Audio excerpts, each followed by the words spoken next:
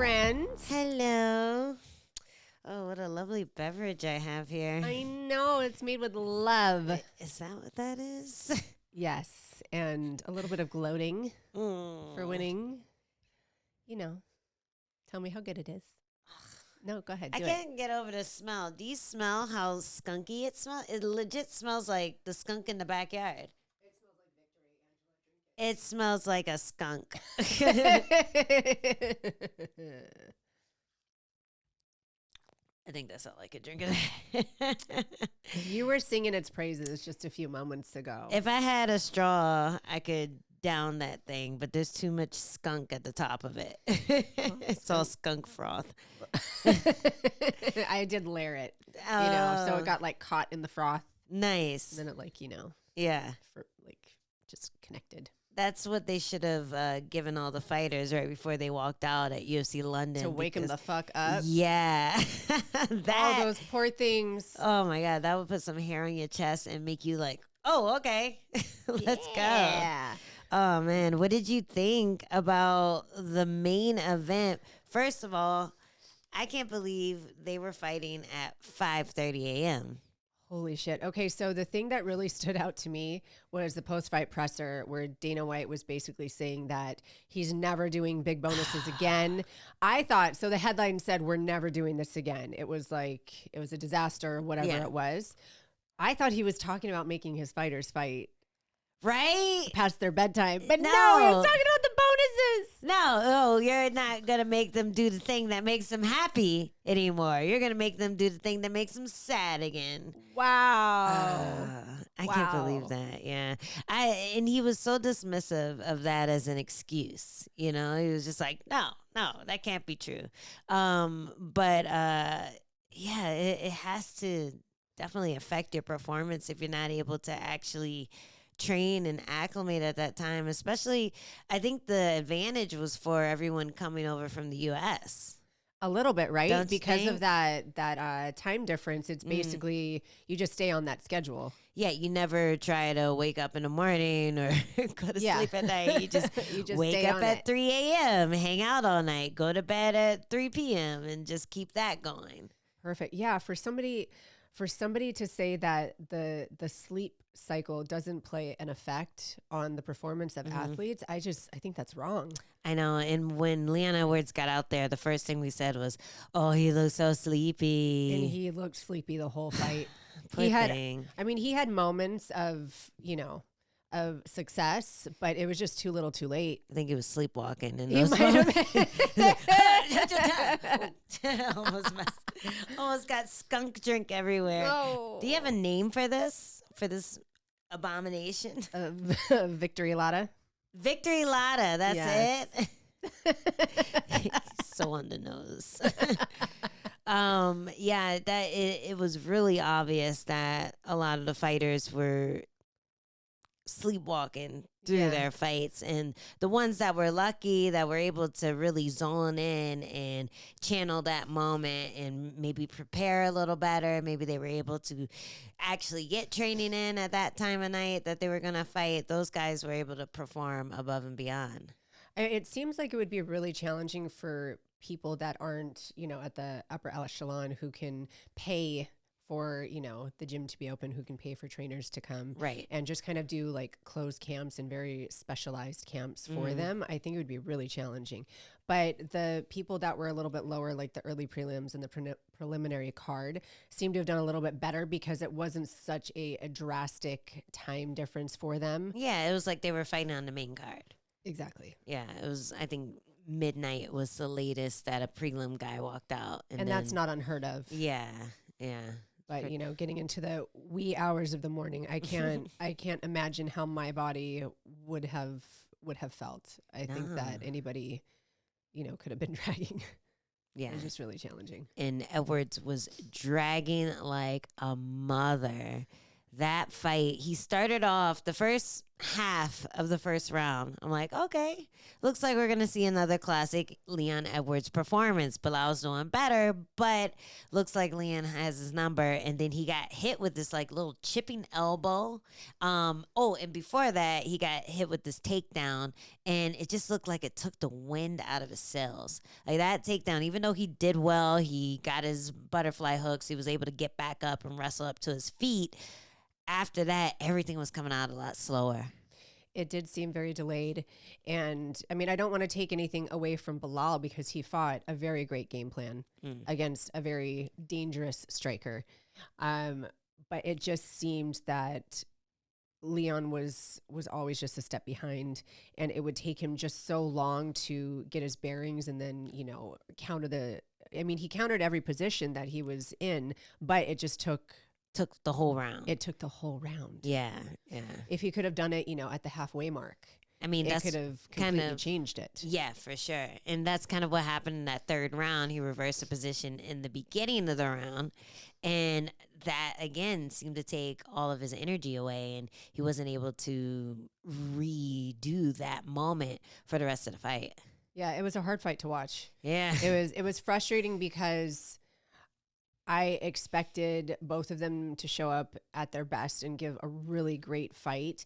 And I think Belal did that exceedingly well. And I don't think that Leon showed up that night the way he needed to. Yeah. And I know he can do better. Yeah. And I think people aren't giving Belal the credit that he deserves, because everything that you see in Bilal's preparation for this, he doesn't cut corners.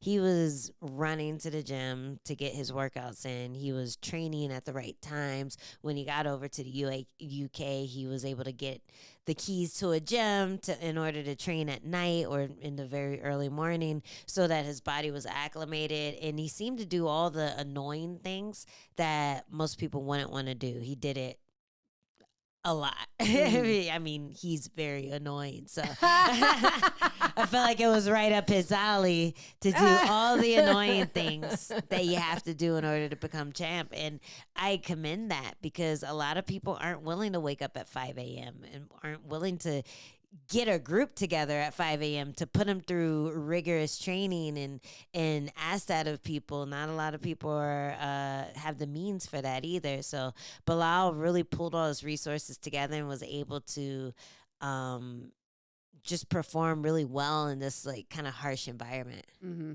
He did what he needed to. He rose to the occasion. Hats off to him. It's probably the best I've seen him look. Mm-hmm. Did he look as good as Canelo? No, I'm sorry, no. I appreciate and respect his aspirations and him wanting to be, in that same conversation, himself, not compared to like GSP or Canelo. He wants to be, up there in that conversation. But I will say that he has the GSP thing going on, though. He does. He definitely can claim but that. Not the striking. Well, it's there. It's pressury. It's aggressive. He's getting past the range where he needs to be in order to actually get hit and hurt. He pushes past it and is able to get in and get his takedowns. And then he threatens with it. A really good read that I remember, too, was when Edwards kept doing that elbow frame thing. That was new for me. He did the elbow frame, and Belal went, oh, boop, uppercut. Yeah. Right up the middle. And if that was a new thing that he's done, the fact that Belal was able to see that, read that, and take that opportunity, that means a lot. Like, even if his striking isn't pretty or isn't traditionally what we think is like a slick striker, it's very effective. It's effective. It's very effective. Yes. And I think people can get to, I don't know, just caught up in the idea of what striking is supposed to look like, because we see martial arts movies, we see Kung Fu, we see, great boxers and great like Muay Thai fighters and people who are really slick and can throw the Barboza kicks and all that. And we're like, oh, that's great striking. But if you can't land that shit, then it's not great striking. Belal was able to land so much on Edwards. For MMA, striking does not have to be pretty. We talked about this a lot the last podcast. You can make it ugly. You can do things not necessarily as technically sound and precise and clean, and you can still be a successful MMA striker, where that's different in different sports. And why you think that is? Because of there are so many different styles in play, so many different things you have to prepare for. I think that it's not just striking for striking, it's striking for takedowns, it's striking for grappling, it's feigning and baiting people in a different way that traditional kickboxing or boxing is. There's just so many more tools and so many more things that people have to be aware of in MMA. So I think that it opens up a lot more possibilities in the striking realm. Yeah, and I think glove size has a lot to do with it too, because Sure. if you're going blow for blow in a Muay Thai match and something lands clean and you're trying to, I guess, just meet power with power, if you're not landing cleaner, then you're not really going to get that same effect with the bigger gloves. In MMA, you can hit me with the knuckle of your thumb. And you can cut me. And cut me. Give me a huge hematoma on my eye. Like there's so much you can do with just a little bare bone, just that little padding that you have on the MMA glove. So that too gives the person who is just willing to throw an advantage, because if you're waiting for that perfect shot and you're waiting for that perfect setup and it never happens, then you're going to just get punched in the face by this person who's throwing hammer fists at you and clobbering you, scoring, lumping you up. And it's not pretty, but it makes a difference because there's literally no padding on those gloves. Yeah, so I think Belal did a great job. I hate to say it, but he did. All my picks are wrong. Last night, I had high hopes for Edwards getting the job done. And yeah, Belal just proved everyone wrong with that. It was his night. It was well earned and deserved. Yeah, so how'd you feel about DC forgetting Belal's name? It just seems so fitting for the whole just the whole thing. I mean, poor guy, just one last dig, and it seemed it was unintentional too. Did it? Because he did make a joke about Belal did make a joke about DC's weight. I don't know what I don't remember what he said, but he said something like, "Oh, you know what I'm talking about." I think I don't know what he was like getting at, but he patted him on the belly, and it seemed like a fat joke. I mean, it probably was. I was trying to find transcripts of it because I couldn't hear exactly what he said, but it seemed like a fat joke. And so DC just walked away. But you know how he does that? He does that shady walk away. Mic drop. Yeah. This is mine. I'm taking it with me. I get the last word. Yeah, you say something and he'll be like, "Thank you, everybody." Walks away all shady. He's the guardian of the microphone. That's what he did. It's such a, I don't know why it seems so rude or... I don't know, but he just snatches it away like a kid with his ball. Like, no, I'm taking this and I'm going home. But he did that, and he said, "Ladies and gentlemen, the champion of the world, Leon Edwards." Belal. Well, maybe it was intentional. Maybe it wasn't, but it seemed pretty on point. It was unintentionally intentional. Oh yeah, so that was pretty tough fight to watch. Do you think that Leon gets the immediate rematch after that performance? I would hope that that's in his clause somewhere, in his championship clause. I would hope. I don't know if it is. I don't know if it's not. I don't know based on that performance, it would be probable. But hopefully that is like put into his contract, so he does get an immediate rematch. A lot like some of the other champions have. Yeah, I mean, I was watching it, and the one moment that I thought might have sealed him the deal was when he reversed it and was able to split Belal open with 30 seconds left. And the whole time you're just thinking, he has the skills to beat this man. Yes. And he just doesn't have the energy. Yes. Like, where did the energy go? Yes. So it was really frustrating watching that moment too. But in my mind, there was that glimmer of hope, like, oh, okay, maybe he gets that immediate rematch just because he proved that he could do something. He just wasn't able to do it for a long amount of time. the thing that I heard in the press conference with Dana White saying, who cares about the time? It doesn't matter kind of thing. I feel like that wouldn't be a valid, what's it called? Argument for the boss man. It wouldn't be. Well, yeah, for Dana, but I think when you're looking at what's fair, I think people go to like, oh, this person fighting at altitude, that's going to be harder for them. This person fighting at 5 a.m., this person going up a weight class, this person fighting at short notice. Like, there's always an asterisk that comes with the immediate rematch, especially if it's like a quick knockout or something. And it wasn't dismantling. Belal did a very good job of just picking Leon apart, but it wasn't like there was something that he did in the fight that made him look bad. He looked bad from the get-go. Yeah. It just looked like he couldn't get out of first gear. Yeah, it seemed like there was something just wrong with him. Yeah. And again, not trying to take it away from Belal because he did a great job. Yeah, and it might have happened the same exact way if Leon was throwing crisper and if he was scrambling better.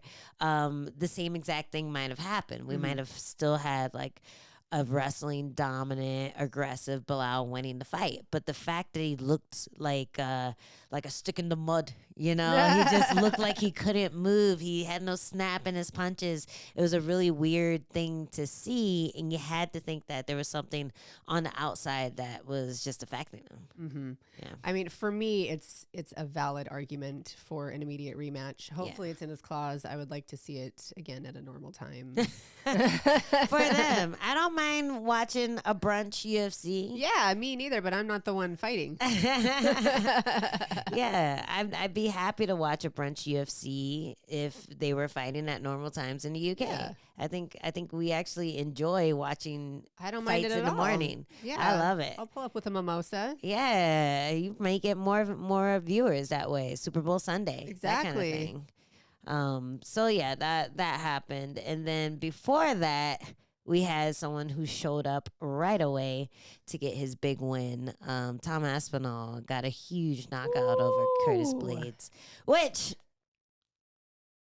I don't think that the outcome would have changed, but it was a bit early for my taste. It was a little bit early for my taste as well. I was rooting for Curtis Blaydes, but my pick was Tom Aspinall.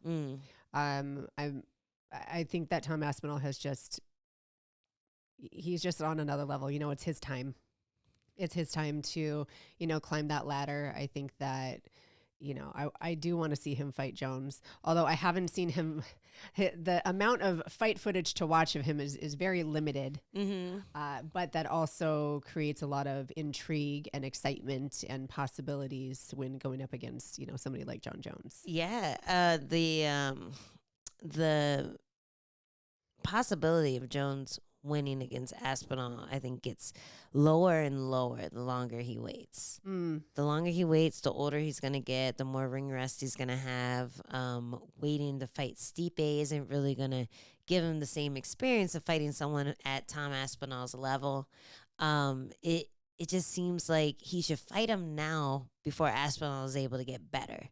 Because talking or listening to all of his come up, just all the things that he was talking about the first fight with Blaydes, hurting his knee, having that year off to get better, he looked phenomenal that night. He just went to work, got Blaydes down, knocked him out with a little shovel uppercut jab kind of thing, and you just thought, man, this guy's only going to get better. He made it look so seamless against a really, really tough opponent. Yeah. He made it look easy. He's made those fights just look easier than they should have been on paper. And that's so impressive. And he's so young and he's so humble. I love his call out to John Jones. Excuse me, Mr. Hey, John. Jones, sir. Hey, John. It's like, wow. I like, if I wasn't a fan before, I'm a fan now. Has there been a response? No, not that I've seen. Usually he's quick. Usually he's quick. Maybe he was with the sleeping. fingers. Maybe he was sleeping. I don't know. It wasn't that late. I know. Maybe he's dealing with some other stuff right now. So yeah, maybe. maybe. He's preoccupied. Yeah. But no, I haven't seen a response yet, and I would love to see what he says. Yeah, man. Because Usually he's as fast as Connor when it comes to something in a weight class that he was either involved with or currently involved with. He's like, oh, the light heavyweight division misses me, or I knock out all these guys, or oh, you can't get past me. I don't know. He always is ready to say something snide, but I find it interesting. He's been quiet on this one. Mm-hmm. Maybe he's focusing on his next fight. Maybe. When is the Stipe fight supposed to happen? Do you remember? Shoot, no. I could Google that right quick. Yeah, but either way, that was a pretty crazy knockout. It literally just started, and Aspinall was able to hit Blaydes with like a nasty shovel uppercut. Two followed him to the ground, and I felt like the reffing was a little off last night. There were a lot of moments that I didn't agree with the refs.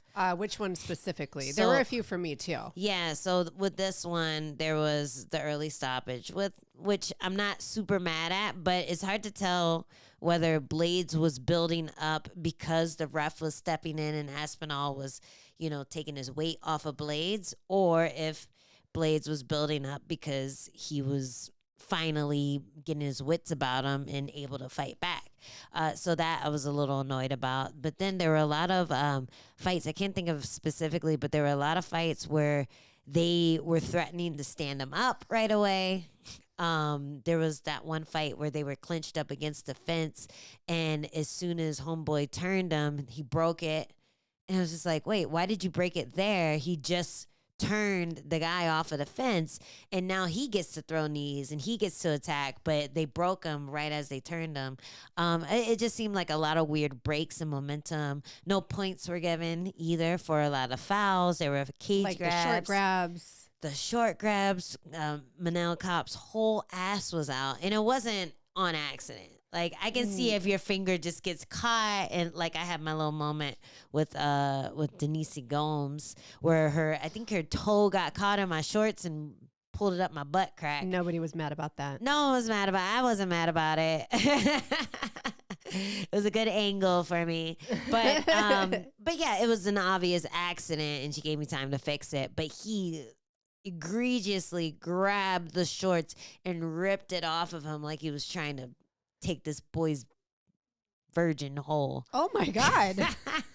That's the what's his name? What's that comedian's name who was talking all the shit about everyone? He was like talking about everyone giving up their virgin hole. Oh God, I don't remember that in one. Hollywood, and he was the only one who didn't.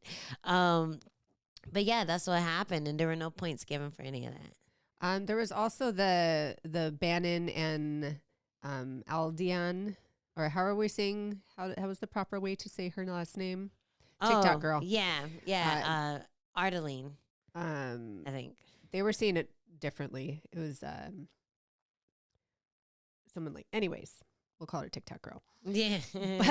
but there were 5 fence grabs within the first. Cat Williams. That's who's doing the virgin hole. I like Cat Williams. Outings. Bannon was doing the fence grabs, right? Yes, 5 within 2 minutes. Yeah, of the first round. They didn't say anything. No, I think she grabbed her glove too, or she tried to grab like one of the logo banner things in the cage. She grabbed the cage. Her toes grabbed the cage. Yeah. The gloves, like there was a lot. There was a lot of grabbing and no stand up, no separation, no warning like of points or anything like that. Yeah. And it was the first fight of the night. So you always give him some credit. First fight of the night. People aren't going to be on their P's and Q's. But it continued to happen over the course of the night. The one thing I did like about the Manel Kape fight versus Mokaev, though, was how Beltran cornered him like a little child. And I was scared for him. Dude, I was like, you're in trouble. Oh, my goodness. Yeah, I was like, ooh. If I ever made Beltran that mad at me, oh, my goodness. Dude, he he disciplined him like a little child, and I feel like he hasn't gotten that I discipline. think there was finger shaking. There was. He was like, no, look at me. I'm like, you better look at him.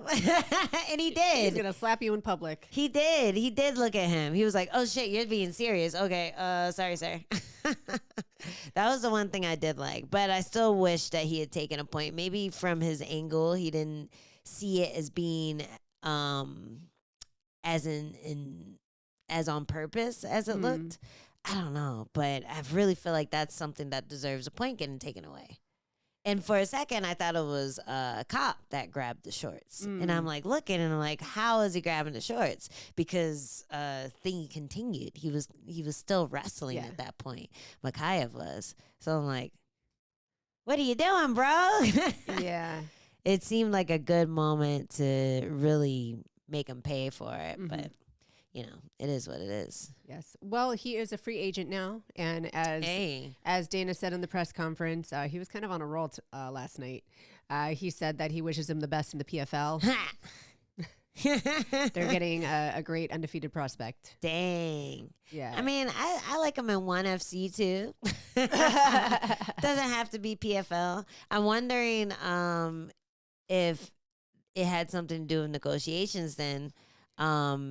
He basically said that it wasn't just the fact that he's a wrestler and the matchmakers don't like wrestlers because there are a lot of people with that style that they keep. He said it was just basically like everything, so many things, the antics in the PI, fight week, just all of these things. And it seemed like he was also kind of alluding to the fact that he might have been really difficult to work with on top of everything else. Yeah. I think just the amount of security they had to pay to be on their detail all fight week was a reason that they would get mad at him affecting the bottom line, that on top of the fact that all that buildup happened and it was a boring fight. It was a friggin' snoozer. It's like, you have a whole box of fireworks and you're so excited to light them off and then... Yeah, it just... one firecracker went off, one Roman candle, and that's it. And it's like fight night blue balls. Yeah. Luckily, Paddy and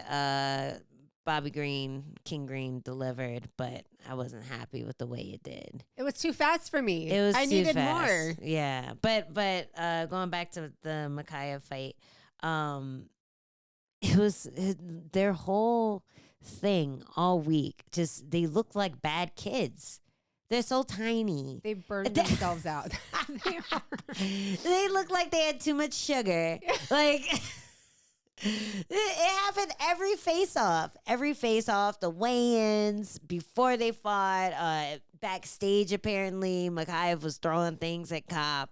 Then when they fought, Kape ran up to him, like zipped past all the security like a little tick. Chill, you're going to fight in 5 seconds. You're literally going to fight in 5 seconds. I'm like, how did you maneuver past all the security to that guy's side of the corner and you couldn't get past his range? Flyweights are just so fast. You blink and they're gone. Yeah, it's like, where'd he go? Oh, he's over there. Somebody get him. Yeah, strap him down. Put a leash on him. No more sugar.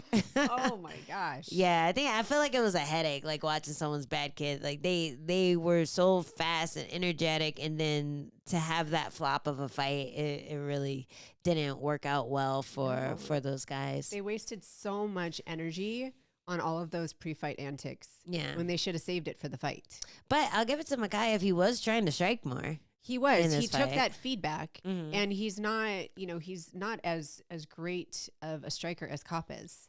But I think Kape really got into his head, like his emotions and his wanting to not win got in his way of not winning. Yeah, wanting to win. Sorry, yeah. Yeah, yeah, and the fear of the takedown. Not wanting to lose. Yeah. Thank you. I got you. Yes. No, I get that all the time. And, that fear of the takedown as well. Yeah. It was really making him stop. I wish he had done more of what he did in the end of the first round. Yes. It's like all of a sudden he's like, okay, if I get taken down, there's 30 seconds left. I can move around. I can see what's working and what isn't. And he was flashing the knees. He was throwing combinations, stepping in with stuff, and all that was working. He never went back to it. Mm-hmm. And it frustrates me because I'm like, you could have really hurt this guy that the UFC doesn't like. That automatically puts you on their like good You guy got a list. new contract. Yeah. Hey, let's throw on an extra 30, 40, 50 grand on top of that. You deserved it, you know? Yeah. But yeah, it just sucks the way that fight played out. I feel like that was the main argument of Dana going, never again am I giving out 100 whatever boosted bonuses, because that was a flat night. Mm-hmm. And there was no urgency from most of the fights. And I feel like he was mainly talking about that one. Yeah. And maybe Leon Edwards' fight. I mean, Belal was really trying. He was. He was really trying. And 100 grand isn't going to change the way a champion fights. It's not. I only get out of bed for 304,000. Yeah, no, they're getting, what is it, 5 to they get something like 5 to challenge, right? I think so. It's 5 or 3. But they get a big amount to challenge. Yes. And then if they win, I think it goes up to like whatever the champion rate is. Sometimes you have it worked out in your contract already, sometimes not. But then you negotiate after you defend a few times, and you're making a lot of fucking money. Like you can make $1 million after 2 fights, or just 1 fight and a bunch of endorsements. So 100 grand isn't going to be as big as the ultimate prize of getting the belt. Mm-hmm. But every other fight, they're probably wanting that extra 100 grand. Damn straight. They're probably wanting it. Like I can't think of any fighter on that card that couldn't use that 100 grand. Sometimes though, the fear of losing that contract and using the affiliation, that holds people back as well. It's just like Kape having a fear of the takedown or of losing. It stopped him in his tracks. I feel like sometimes that's a big part of why fighters underdeliver. Mm-hmm. Well, one person who wasn't afraid of losing was Paddy Pimblett. He was like, hey, last fight on my contract, lads. Maybe I'll box. Maybe I'll keep doing MMA. Maybe I'll go on vacation for a year. Who knows? And he went out and outperformed, probably because of that. Yeah. That's a big part of it. He was fighting King Green. There was a lot of emotion in that fight, a lot of lead up. I feel like Paddy thrives off of it more than a lot of fighters. He's good at it. He creates chaos. He creates tension and emotion, a lot like McGregor does. Yeah. And it comes very naturally. And so when someone fights somebody like that, it can really put you into an emotional state. We saw what it did to like Jose Aldo versus McGregor. He all of a sudden came in like completely out of sorts, out of pocket, and got knocked out real quick. Yeah. That's what that emotion can do to a fighter sometimes. It can really take you out of your game.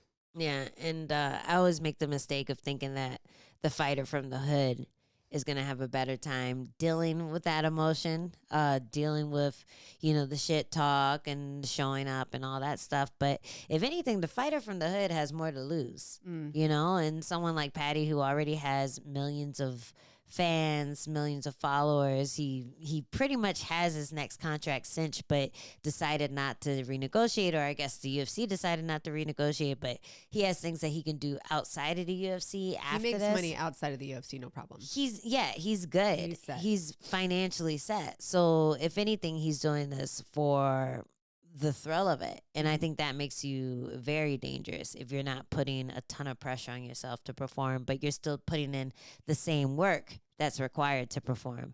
And that's what he did. Man, that fight right from the get-go, what was the first thing you noticed?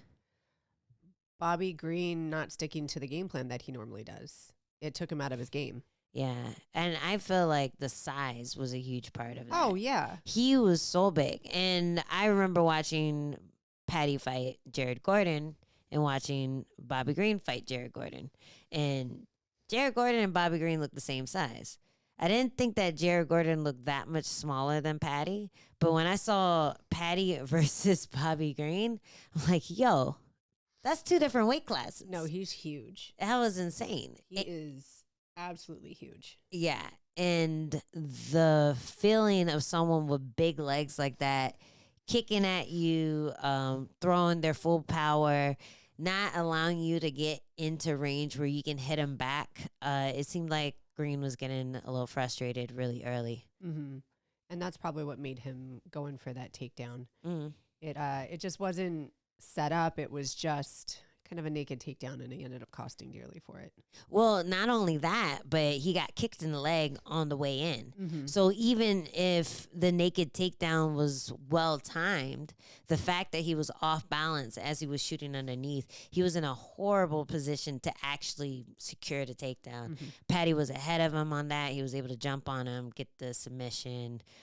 Luckily, it didn't seem to like really destroy his arm, but it was pretty bent. It looked pretty nasty. It seemed like Paddy was very in control of the amount of torque he was putting on. I do have to say that I think he could have torqued it a lot harder than it did. But he knew that he was going out. He knew he had it, and he was waiting for the ref to jump in. Mm-hmm. Yeah, it looked like he was covering it. He had just enough pressure on it to just in case Bobby goes. Then you go, no, stop it. Stop fighting back. But yeah, you got to commend him for that. Like he wasn't trying to do anything vindictive. There was respect at the end. They both shook hands. They both gave each other their flowers. And yeah, then all this started. It was this. Oh, Paddy the Paddy. I can't find my wigs. I have 2 Paddy wigs somewhere in the house, but I can't find. When I move, they'll pop up somewhere. We can truly celebrate our favorite fighters win. Oh, man. Yeah, I really thought that Green was going to be able to out-veteran him, especially, I look at the Jared Gordon fights again, and you always forget that MMA math doesn't math. It does not. It doesn't does. math. And it makes me wonder why that happens so often. But I think it's just a matter of what we were talking about with the horrible striking working. The fact that it works in MMA and not other sports is similar to why MMA math doesn't work. There's just so many avenues that you can go down. There's so many if you have a skill tree, there's so many ways that you can get better. And if you go heavy down this road, then the person who beat your last opponent goes heavy down this road, and this road beats that road. It's just, it's a web more than an equation when it comes to what beats what, who gets better faster. And it's really interesting to watch like which fighters are able to still thrive even after a close fight, after just kind of being figured out, who's able to reinvent themselves. Mm-hmm. And that's the key to it. It's what kind of lessons that you can learn from each win or loss and take back and evolve yourself, because as Valentina says, if you're not learning, you die. I love that quote. It's the best. I want to write it on the wall. You gotta say it with the wide eyes. If you don't learn, you die. No water. But it's true. No water. True. Yeah, it's fighters, totally we true. get to constantly reinvent ourselves, and some people are able to do it a lot better than others. And I think that's where we see those wins start, going in that trajectory. Mm-hmm. So it's a cool thing to watch. It's also very frustrating at the same time. And it's hard to predict fights in that way. Mm-hmm. It's really hard. Speaking of predicting fights. Oh. How did you think that Molly versus Bruno Brazil was going to go? Because I don't think anybody saw that coming. I have got to say, I did not see that coming. But I will say that Bruna Brazil looked the best she ever has. Yes. I'm telling you, there's something about those fight nerds they're doing something right. Mm-hmm. The people that are, coming out of that gym are really, really impressive and sharp. Yeah. And I feel like that was her first fight at that gym. I could be wrong, but she looked completely reinvented. Yeah, she looked amazing. Like, her timing was on point. She had a strategy. She wasn't just kind of chasing her opponent down, which we've seen happen in the past, and just throwing combinations as opposed to actually waiting for the right moment to throw certain things and having an understanding behind it. And it looked like everything was a setup. Everything was leading Molly into that right knee or that right kick left kick. Just those big body shots and stuff. And then her grappling looked really good too. She was able to just wrestle back up. She was able to defend, get her own takedowns. It was a really impressive performance from Bruna Brazil. And the things that I thought was going to get her caught, she didn't do anymore. Mm-hmm. Like the reeling back from punches. You know how tall people do that lean back. Yeah. A lot of times she would come in, bop, bop, and then lean back to get out of the way of strikes. And I'm like, ooh, Molly McCann's going to spin in back fist, spin in elbow, do some spinning shit to her. And she did not do that once this fight. Mm-hmm. She was very tight. She was very composed, even after landing that huge, nasty shin bone to the crotch on Molly. Ooh, that hurt. Oh. So do you think that might have affected Molly at all? Because that happened at the very, very beginning of the fight. It hadn't really been pushed either way yet and before that. I mean, I can't say for certainty complete certainty because it's not my body. It's not your vagine? Yes. But I feel like it's a lot easier for a female to recover from that than a male. I don't know that was what made the difference in the fight. I honestly just have to say, I think that Bruna evolved and she had a great game plan and she executed it like nearly flawlessly. She was very prepared for Molly and she had an answer for everything that Molly did. And Molly was not able to just get to those moments that she normally does. Mm-hmm. And yeah, I can't say that it took her out of her game. I think that Bruna took her out of her game. Yeah. I mean, I will say that when it first happened, that knee or the kick to the vagine, when it first happened, we were like, come on. And then I saw it. And then we saw the replay and we were like, oh. My bad. Never mind. Because I thought it was a toe. Mm-hmm. I thought it was the top of the foot that hit her. And I'm like, oh, that just knocked her over. She's just trying to get her breath back. But then you saw the replay and it was like knee to top shin fully lifted her up. It looked bad. Yeah. It looked bad. No, that hurt. I feel like that kind of attack, though, or like that kind of injury, I don't even know what you would call it, that kind of foul makes me more angry than anything. Yeah. Like, it makes me angry that you hit me there. But it doesn't hurt in a way that a body shot hurts, which is what I feel like getting hit in the nuts does. Yeah. Like, I don't know. Have you ever felt something so painful that you've had to stop fighting?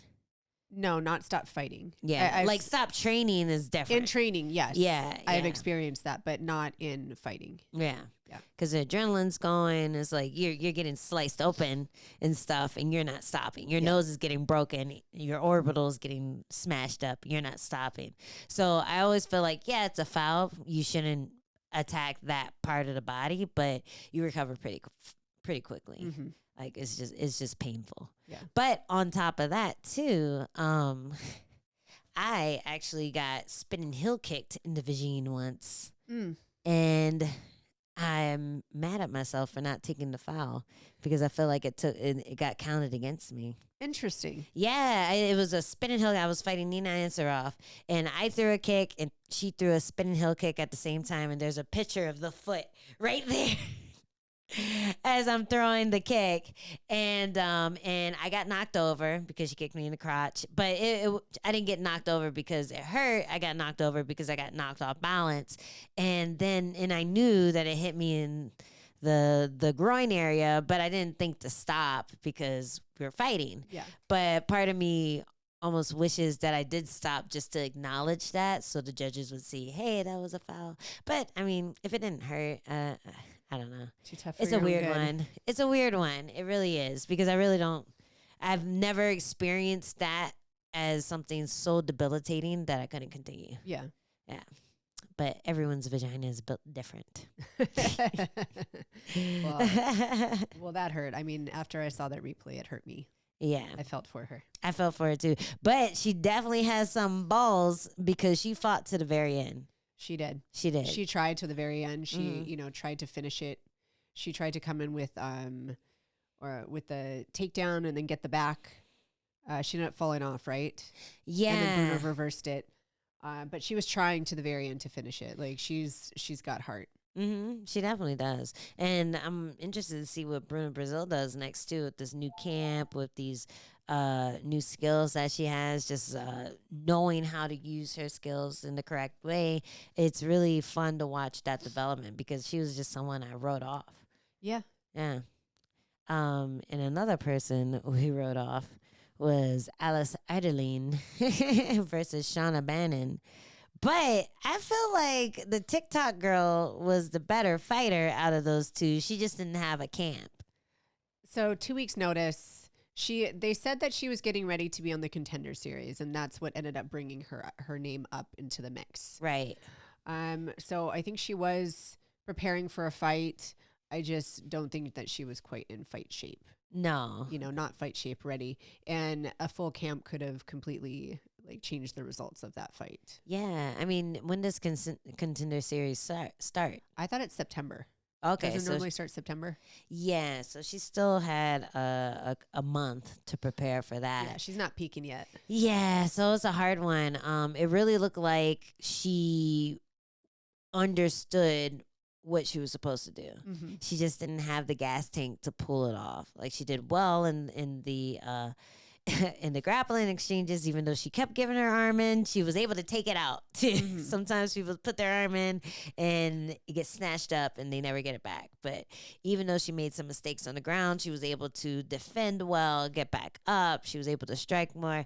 And man, I did not know how insane Shauna Bannon's striking looks. You never watch her in Invicta? No, I have never seen that. She's she does karate blitzes all day, every day. It looks so bad. But I'm telling you, that kind of stuff, it doesn't have to be pretty. It doesn't, it looks, the way it presents to judges, I swear they really eat that up. It scores big for judges. I mean, I think she was just landing more. I think if Ardelean landed the same amount of punches, but in a regular way, she would have scored better. But it's very aggressive. Yeah, oh man, it just did not look good. What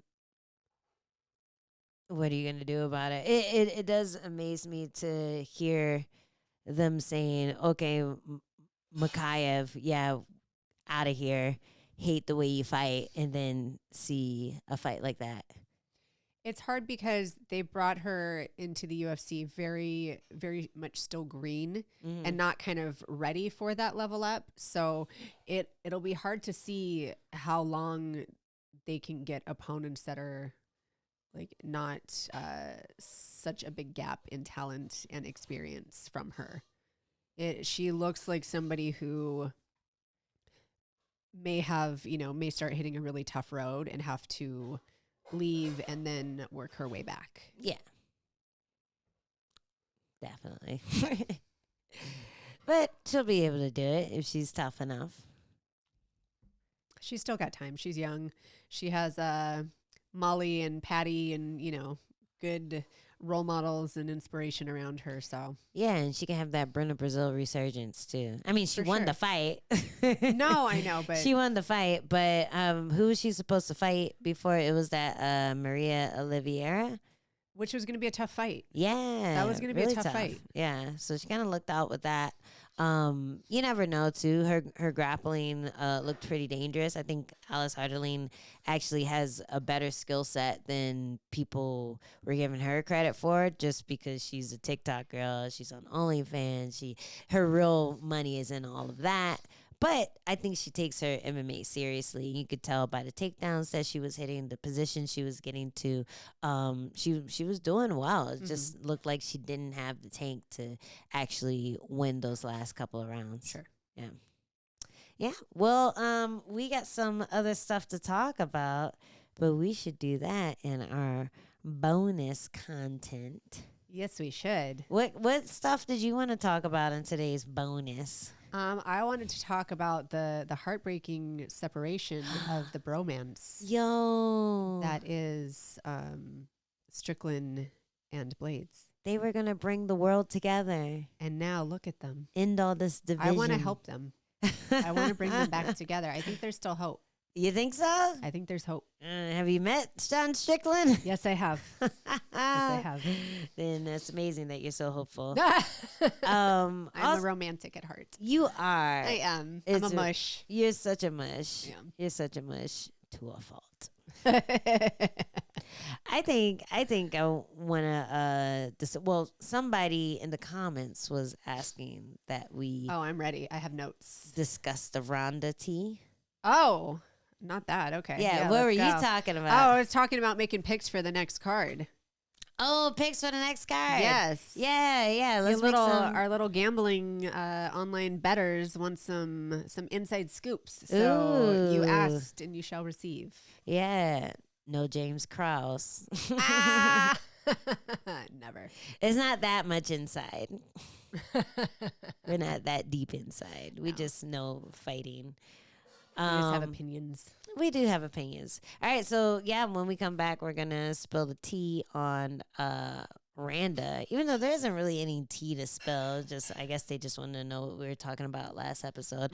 Talk about the Chris Curtis and Strickland breakup, and then we will discuss some hot matchups on UFC Abu Dhabi coming at you next week. So if you're a member, you'll get it right away. If you're not, you'll get it midnight on Tuesday. You have to wait. Yeah, so join us. Become a member. Get the tea early.